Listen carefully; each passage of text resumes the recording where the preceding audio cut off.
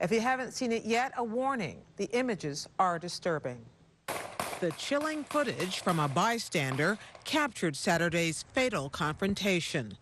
Patrolman Michael Slager fired 8 times as 50-year-old Walter Scott ran away. Slager later claimed Scott had grabbed for his taser during a traffic stop. But after the shooting, the officer walked over and handcuffed Scott's motionless form. Then he walked back to where he'd opened fire, picked up a black object, apparently the taser, returned to where Scott lay, and dropped the object there. The initial police statement relied on Slager's account, but once the video surfaced, he was charged with murder and fired from the force. Police Chief Eddie Drigger spoke at a briefing today. I have watched the video, and I was sickened by what I saw. And I have not watched it since. Scott's mother also spoke on ABC's Good Morning America. When I looked at that tape, that was the most horrible thing I've ever seen. To see my son running defenselessly, being shot, it just tore my heart to pieces. And I pray that this never happened to another person. This has got to stop. This is what democracy looks like. That same demand was echoed by protesters outside City Hall. A police culture has existed for a long time in which an officer can feel comfortable shooting somebody 8 times in the back. You're the mayor. Where's the chief of police? Mayor Keith Summey struggled to be heard at today's briefing as protesters repeatedly demanded more answers. The mayor said he couldn't answer most of the questions because state investigators have taken over the case.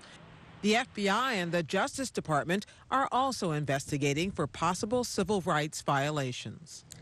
Joining me to talk about this story's residents in the wake of similar incidents around the country are Brian Hicks, a columnist for the Post and Courier newspaper in Charleston, Jessica Pierce, a national co-chair of the Black Youth Project, and Philip Stinson, a professor of criminal justice at Bowling Green University. Brian Hicks, is there a history of racial tensions that we should know about, especially in North Charleston? Yes, this has been going on for years, Gwen.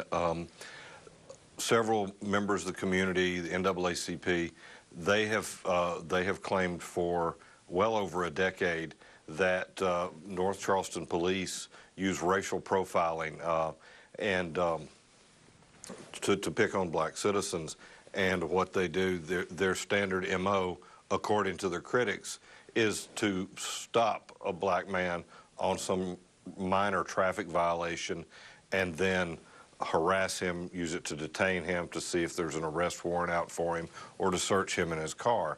This has been a charge that's been made. The police department has refuted this charge, and now Slager, with this action, has gone and proved exactly what the critics said has been happening. Philip Stinson, how unusual is it for officers in general to be charged with this sort of crime, with this sort of offense? We saw it happen very rapidly here. I'm sorry, well, there are a lot of police shootings, but it's very rare that an officer is actually charged with an on-duty shooting. We see it about 4 times a year in my research where an officer is charged with an on-duty shooting, charged with murder or manslaughter. And in typically those cases, it's very similar to this case in that we have a completely unjustified shooting. Most of the time in the cases that we've studied, other officers have come forward that have witnessed the shooting and have said that the officer who shot someone wasn't justified, that there was no imminent threat of deadly force or serious bodily injury. It simply wasn't justified. Here, we have a little bit different situation. We're starting to see this in a few cases where we have somebody with a smartphone who was able to take a video. Let me ask you about that. You've been doing a lot of research on this topic, and I wonder whether you believe that the difference in this case is the smartphone, is the existence of video. Oh, absolutely. There's no question about that. I'm not so sure that we wouldn't have the same result eventually, because forensic investigation would have found that the man was shot in the back 7 or 8 times, and it's clearly under the law in the United States, you can't shoot somebody in this type of circumstance in the back as they're fleeing. There's 2 things that really trouble me about this case. One is that the officer's first thought when the man is running away from him is not to run after him and tackle him, but to shoot him as if it were on target practice, a very casual type thing. And the second thing is that his second thought was to immediately try to cover it up, to tell the dispatcher that the man had grabbed his taser as if he had the taser when he was shot, and then to place the taser next to Mr. Stone's body. And it's just clearly the officer's intent was to cover it up, and that's very troubling. Jessica Pierce, the Black Youth Project has been speaking out about this not only in New York, but Cleveland and Albuquerque, all around the country. And how different is the discussion now since Ferguson about these kinds of issues? I mean, the discussion for us really isn't different, I would say, at this point in time. It's, you know, a continued discussion. You know, we still look at the fact that every 28 hours we know that a black person is going to be killed by police force in this country. So, you know, for us, it's a day-to-day issue that we're looking at in the same way. I think for us, in this case, you know, we're happy that an officer is being indicted, or I should say a former officer at this point. But for us, when we talk about justice, justice is not indicting one officer. It's not the conviction even of one officer. Justice for us is an indictment of the entire system at this point. And I think that that's what we really need at this point, is not to look at this one individual case, but to look at the entire system and say, what type of changes do we need on a system-wide level? Well, you heard what Brian Hicks said, was that there have been complaints like this before, but obviously the video made the difference. Does that make you feel better that video exists, that some citizens now feel empowered to videotape these kinds of incidents? Yes, I think that's one of the really great things that we've seen, especially on social media, is that people have been sharing the fact that it is completely legal in all 50 states in this country as a citizen to take a video of an interaction with a police officer as long as it doesn't impede with them doing their jobs. And I think that before, people might have been nervous or scared, and I do think it is a helpful thing that people are feeling empowered to do it, that it is happening, and that, you know, contrary to our belief that, you know, body cameras are going to make the difference. Even in the mayor, when he came out yesterday, talked about how he's ordering more body cameras because they have 115 body cameras but 340 officers. But for us, this wasn't a body camera situation, right? This wasn't the body camera that captured what was happening. It was a civilian capture. So I think for us, it makes us feel a little bit better, but I think that feeling is temporary. I want to talk to you, I'll get back to you on the body camera issue, but Brian Hicks, I want to ask you about something you wrote today.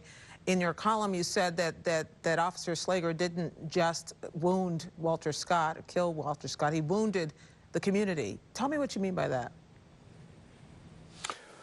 Well, he set back community relations between the neighborhoods and the police by years. He's proven critics of the police department to be correct, at least in this instance, and he's created an atmosphere of distrust that was already there. He's basically fanned the flames. I think that most people would say that the city acted swiftly and decisively here when they saw the video, and I agree that I think the forensics were of such that the State Law Enforcement Division probably would have cried foul in this case.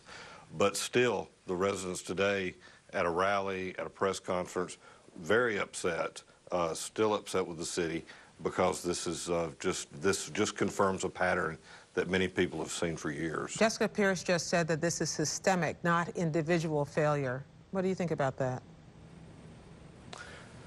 I can't speak for any other police departments. I know a lot of police officers in North Charleston. I think they're by and large good people who are risking their lives doing rough jobs for a very modest pay for what they have to do. But when you have 343 people, you're going to have people of different viewpoints and people who do things wrong.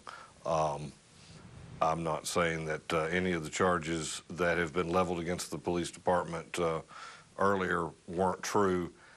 Certainly nothing like this has happened before with North Charleston. Philip Stinson, I want to ask you about the body camera issue. We now see what people are doing with their smartphones, but in your research, have you discovered whether body cameras are a beginning of a solution to this sort of activity? I There's not a believe whole they lot of research are. on I'm sorry, I'm talking to Philip body Stinson. Go cameras ahead. yet. However, it is. Go ahead. However, you know, it's just another tool that's available for investigators to use. I think it's important that not only we have body cameras, but that we do have citizen videographers, people who are using their smartphones to film these types of incidents, because it's important to get this from different angles. You know, you see a different picture from the officer's vantage point with a body-worn camera than you would from the smartphone. But I do think it's important. I think body-worn cameras are important. I think they ought to be standard equipment for officers. We don't even have best practices in place yet in terms of how body cameras ought to be used, when they should be turned on, when they should be turned off, and those things need to be fleshed out, and that's something that's happening now across the country. Jessica Pierce, what about what's not caught on tape? I think that that's the bigger question, right? You know, as I think even when we look in this case, you know, now we're looking back into his history, right, as a police officer, and we found that, you know, there's one case where he was interviewing a suspect around a burglary, and that person said that they were tased for absolutely no reason, and they were said that they were beaten and then dragged on the floor, right? So I think that's really the question, is we don't find out about some of these situations until it's too late. And so I think that that's why it is a systemic issue. It's not just about these individual police officers, because I think we can humanize the story of anyone, you know, and we all know stories of good people and bad people in every single institution. I think that's why we have to indict the institutions, and we have to say we need to pass the End Racial Profiling Act. We need to talk about publicly elected independent police review boards that have some level of hire and firepower as an accountability system. It's not to say that we want to be completely have all oversight at all times over police officers, but I think it's more than just police officers' responsibilities to keep our communities safe. Jessica Pierce of the Black Youth Project, National Coordinator, Co-Chair, Brian Hicks of the Charleston Post and Courier, columnist, and Professor Philip Stinson of Bowling Green State University. Thank you all very much. Thank you.